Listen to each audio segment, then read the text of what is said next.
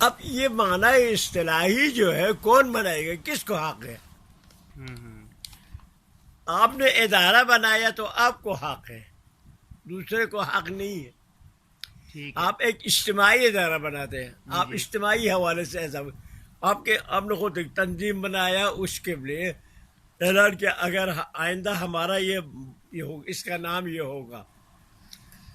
جی طب والوں نے یہ کیا، ہندسہ انجینئرنگ والوں نے اپنے نام سے نام کیا، تو ان کو چونو چرا کوئی نہیں کہتا ہے۔ اب ایک اصطلاح ہے دین کے حوالے سے، دین کس کا ہے؟ دین تو اللہ کا ہے۔ تو دین کا اصطلاح کون بنائے گا؟ اللہ بنائے گا اللہ بنائے گا نا۔ جی جی بالکل ہاں، جی صلاۃ اصل کو مانا دعا کو ہے۔ یہ قوم الصلاۃ، یہ نماز پڑھو، سوال سے پوچھے گا ان صلاۃ کا موقوت کہیں گے، تو یہ کس کا اصطلاح ہے؟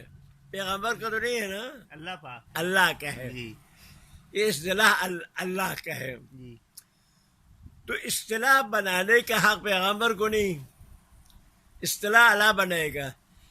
اب یہ احکام شرعیہ کو فقہ کس سے کہا ہے؟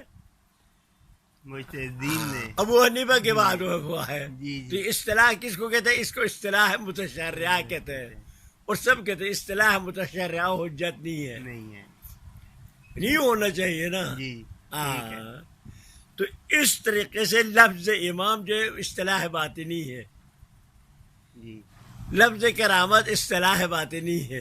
جی جی کرم عطا کو کہتے ہیں، جی جی آپ نے کرامت جو ہے ایک خرق عادت کو کہا ہے، جی یہ ٹھیک سمجھے؟ ہے جی ہاں۔